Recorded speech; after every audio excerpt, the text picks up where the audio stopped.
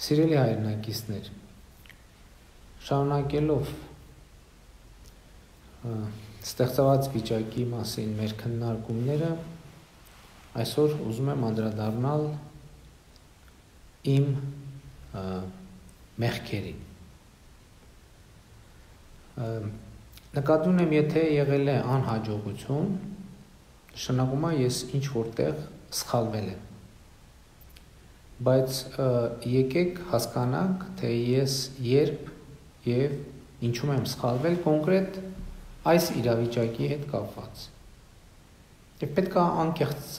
ես անկեղծ խոսեմ, ինչպես միշտ, եւ դուք էլ իմ պատմածից արեք ձեր հետևությունները, ինչքանով կարելի է այս պատմությունը համարել օբյեկտիվ կամ ճիշտ գնահատակ։ Ինչն եմ ես սխալ արել եւ երբ։ Ընդ որում, ես ասում եմ պատերազմը կանխելու տրամաբանության մեջ։ Այսինքն, որպեսզի այս պատերազմը կանխվեր կամ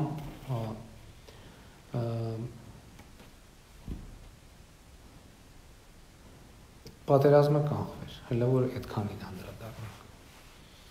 Առաջին 2018 թվականին Հայաստանի վարչապետի պաշտոնը ստանձնելով եւ ծանոթանալով Ղարաբաղի հարցի շուրջ եղած բանակցային իրադրությանը, ես ըստ էության պետք է գայի ասեի հետեւյալը ժողովրդին, պետք է ասեի սիրելի հայրենակիցներ, մենք ունենք այսպիսի տարբերակ, կամ մենք 5 տարածքներ վերադարձնում ենք առանց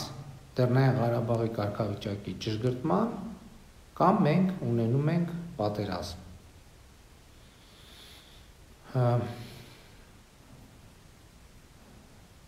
Ինչու չեմ ասել այն ժամանակ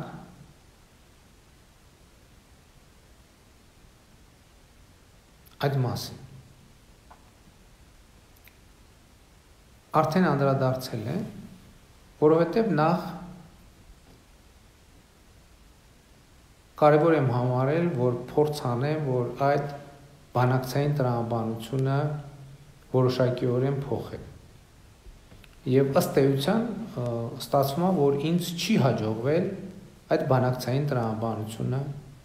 փոխել։ Եվ ինչու չի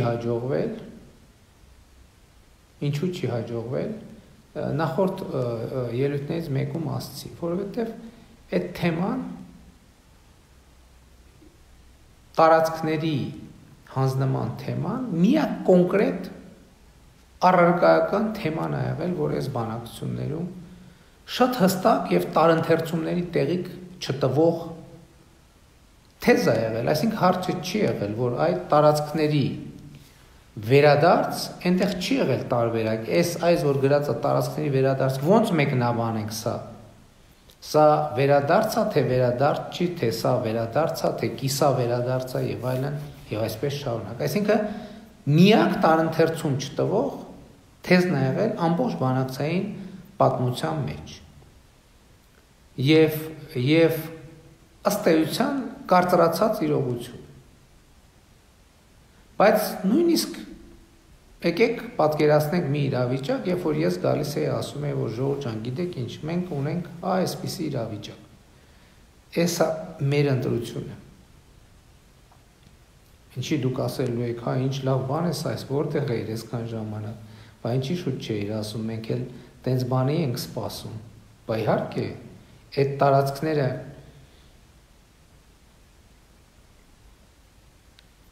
շուտ արա մի բան արա վերադարձնենք, իհարկե չէիք ասելու։ Ասելու եք ոչ։ Եվ ես էլ լինեի ձեր տեղը, էլի ասելու էի ոչ։ Եվ արդյունքում մենք ունենալու ենք նույն բանը։ Ընդ որում, եթե ավելի շուտ լիներ պատերազմը, կարծում եմ ավելի վատ կլինեին արդյունքները բազմաթիվ օբյեկտիվ եւ սուբյեկտիվ պատճառներով։ Հաջորդը պատերազմից առաջ երբ որ կար նախանշաններ, որոշեի, որ պետք է այս պատերազմը կանխել։ Եվ այդ ժամանակ էլ պետք է էլի գայի ասեի, գիտեք ինչ ժողովուրդ ջան, ուրեմն մենք սենց ընտրություն ունենք, կամ առնվազն 5 շրջան հանձնում ենք առանց որևէ Լեռնային Ղարաբաղի կարգավիճակը առանց ճշգրտելու, կամ պատերազմ ենք ունենում։ Ինչու չեմ եկել եւ ասել։ Նախ, որովհետև ես չէի ուզում, որ մենք այդպես հանձնվենք։ Ես հավատում էի, որ մենք կարող ենք պայքարել մեր ժողովրդի, Արցախի ժողովրդի իրավունքների համար, հիմա էլ եմ հավատում իմիջայլով։ Եվ երկրորդը, եթե գայի ասեի, գիտեք ինչ ժողովուրդ ջան, կամ հիմա մենք սեպտեմբերի 1-ին կամ 2-ին ասեի, որ գիտեք ինչ, կամ հիմա մենք էս ենք անում, կամ էլ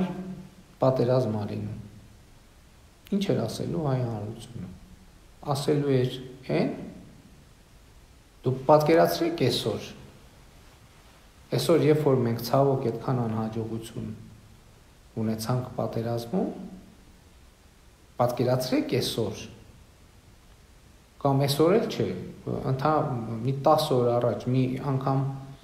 ցավոտ փողզիջում արտահայտություն թույլ տվեցի, դա ահավոր վատ արձագանք ունեցավ։ Ինչ էր ասելու հայ հանրությունը։ Հայ հանրությունը ասելու էր ոչ, մենք կգնանք, կկռվենք եւ կպաշտպանենք մեր ժողովրդի իրավունքները։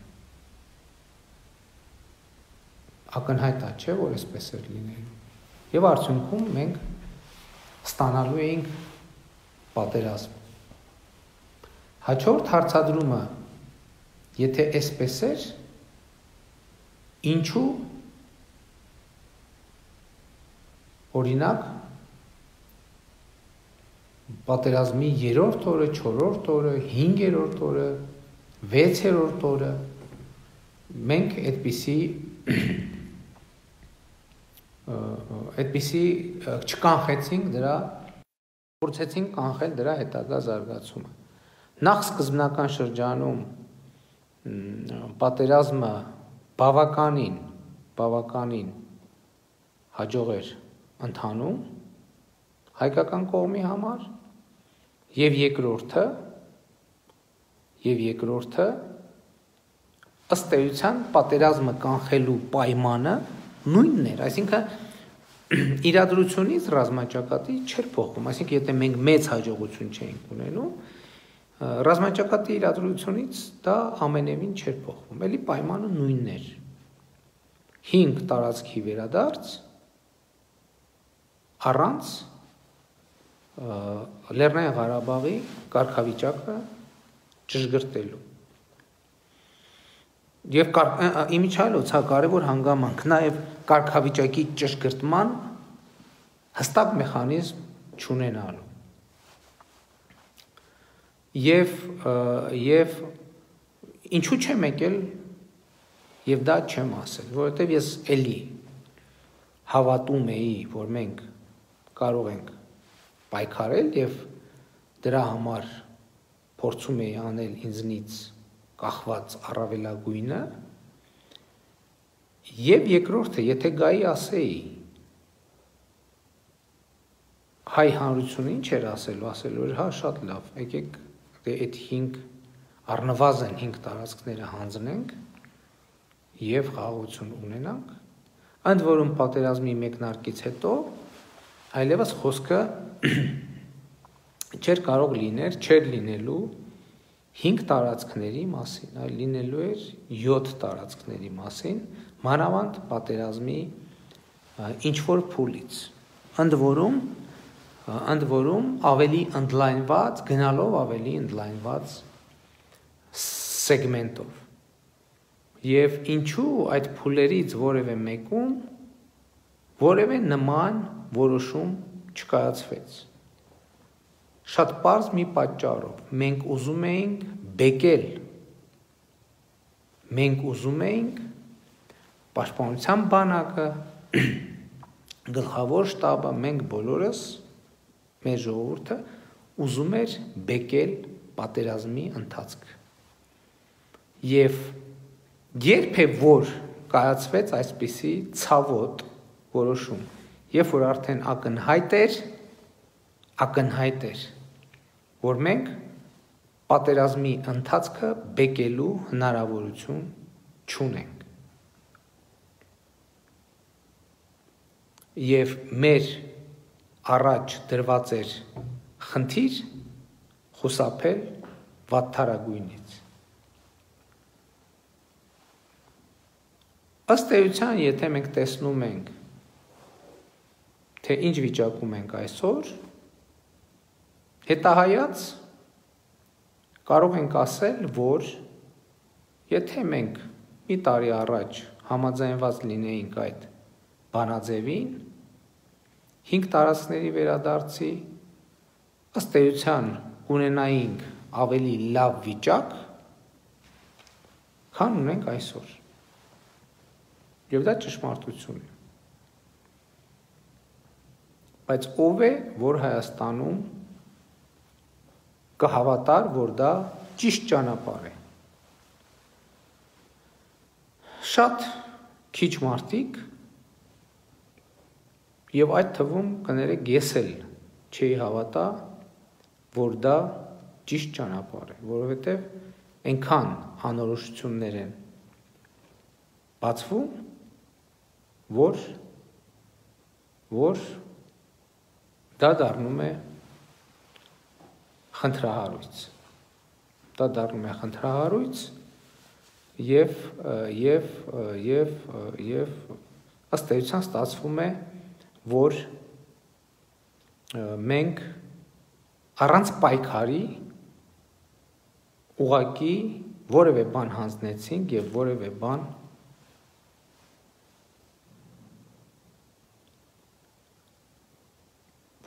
հանձնեցինք եւ չփորձեցինք հանուն դրա պայքարել։ Եվ ես ինչքան վերլուծում եմ, իմ սխալները տեսնում եմ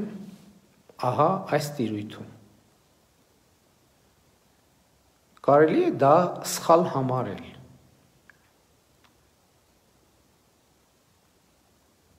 Եվ արդյոք դա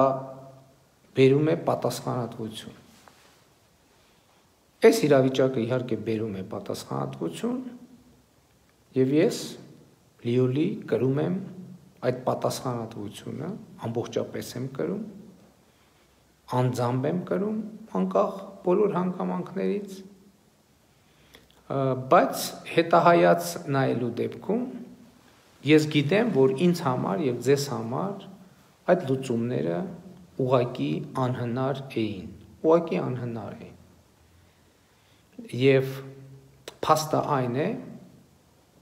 որ մենք եւ մեր բանակը այս պատերազմում կռվել են միջև վերջ եւ անմնացորդ։ Մեր զինվորները, մեր սպաները, մեր գեներալները, մեր Պաշտպանության բանակի հրամանատար Ջալալ Հարությունյանը, Պաշտպանության բանակի հրամանատար Միքայել Արզումանյանը, գլխավոր շտաբի պետ Օնիկ Գասպարյանը, բազմաթիվ հրամանատարներ, ովքեր դաշտում ռազմաճակատում կռիվ են տվել եւ այդպես շարունակ։ Բայց եթե կա այսպիսի արդյունք, մենք կարող ենք ասել, որ այո, այդպես չանելը գուցե սխալ էր։ Իմիջայլոց միֆեր կան, որ ահա այս բանաձևերը, դրանց կիրառումը կամ դրանց չկիրառումը կապված է ինչ-որ արտաքին քաղաքական նրբությունների հետ և այսպես շարունակ։ Այս պրոբլեմատիկան դրված է եղել նաև 2015 թվականին և 2016 թվականին։ Եվ այս պրոբլեմատիկան ընդհանրապես արտաքին քաղաքականության հետ այդ իմաստով որևէ կապ չունի, սա կապ ունի Ղարաբաղի հարցի, Ղարաբաղի շուրջ իրավիճակի միջազգային ընկալման հետ։ Եվ ինչպես ասացի նախորդ իմ եթերում, միջազգային ընկալումը հետևյալն է, որ հետևյալն էր, և դա արձանագրված էր ցավոք բազմաթիվ բանակցային և ոչ բանակցային փաստաթղթերով, որ 7 տարածքները պետք է վերադարձվեն Ադրբեջան։ Եվ ցավոք մենք չենք կարողացել դիմակայել Ղարաբաղի հարցի այս ընկալմանը, երբ որ միջազգային հանրությունը շատ դեպքերում սա ընկալում էր և ընկալում է որպես տարածքային վեճ։ Էլ ինչ կարելի է ասել սխալների մասին։ Բանակի զարգացման համար մենք վերջին 2.5 տարվա ընթացքում բազմաթիվ միջոցառումներ ենք իրականացրել, գուցե այս պատերազմի համատեքստում այդ միջոցառումներից ոչ բոլորն են բավարար չափով արդյունավետ եղել, և գուցե թե կարելի էր ոչ թե A միջոցառում իրականացնել, այլ B միջոցառում իրականացնել, և այդ պարագայում այս պատերազմի տրամաբանությամբ գուցե ամեն ինչ ավելի արդյունավետ կլիներ։ Բայց որ վերջին 2.5 տարվա ընթացքում բանակը մշտապես եղել է կառավարության ուշադրության կենտրոնում, դա փաստ է։ Այո, մենք չենք կարողացել բանակի վրա դնել այնքան գումար, ինչքան մենք ցանկանում էինք դնել։ Եվ այստեղ ես էլի ուզում եմ հիշել, որ մի քանի անգամ ամենատարբեր առիթներով խոսել եմ քաղաքացու հարկային գիտակցության մասին, խոսել եմ ՀԴՄ-ների մասին, նույնիսկ ասել եմ, որ նրանք, ովքեր հսկիչ դրամարկային կտրոն չեն խփում կամ չեն վերցնում, չեն պահանջում, նրանք կոպիտ եմ ձևակերպել, զինվորի հացն են գողանում և այլն, և այսպես շարունակ։ Այո, մենք չենք կարողացել կոռուպցիոն գործերով բավարար միջոցներ գեներացնել գոնե 1-1.5 միլիարդ դրամ և դա ծառայեցնել բանակի նպատակներին։ Բայց այդ պլանը եղել է և այդ պլանը կա, շարունակում է գոյություն ունենալ, և այս իրավիճակում ինչ է մեզ մնում։ Այս իրավիճակում մեզ մնում է կենտրոնանալ Հայաստանի և Արցախի ուժեղացման, տնտեսապես, ինտելեկտուալ, կրթական առումով ուժեղացման վրա, արձանագրելով, որ այո, մենք ընկել ենք, բայց չենք ծնկել, մենք կանգնել ենք տղամարդավարի մինչև վերջ, մինչև բառիս ամենաբուն իմաստով վերջին խազը, կներեք այդ արտահայտության համար, բառիս բուն իմաստով մինչև ամենավերջին խազը, և մենք այդ ամենավերջին խազի վրա կայացրել ենք որոշում անդունդը չգլորվելու համար, և դա եղել է ցավոտ որոշում, բայց դա եղել է անհրաժեշտ որոշում, և դա եղել է անխուսափելի որոշում, որովհետև այդ որոշումը չլինելու դեպքում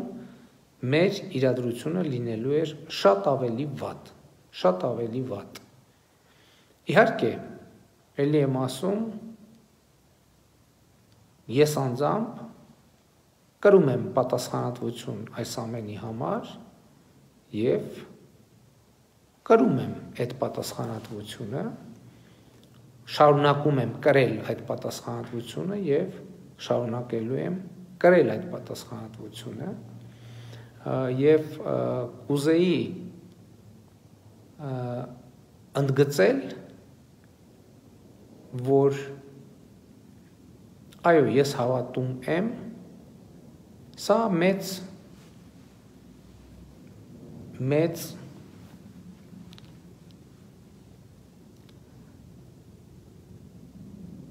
անհաջողություն է մեզ համար, սա մեծ աղետ է նաև, մեծ սուք է մեզ համար, մեր կորսված կյանքերի համար, բայց ես հավատում եմ, որ Հայաստանը պետք է ապրի, Արցախը պետք է ապրի եւ մենք պետք է ուժեղանանք, հզորանանք, գուցե մեր որոշակիորեն վերանայենք մեր նախկին ընկալումները ամենատարբեր հարցերի վերաբերյալ։ Պետք է կարողանանք մեր փորձից դասեր քաղել եւ այդ դասերը պետք է լինեն կառուցողական եւ ծառայեն մեր հայրենիքին, մեր ժողովրդին, մեր ապագային։ Այսքանը այս հարցի վերաբերյալ Շնորհակալ եմ, որ հետևում եք եւ արձագանքում։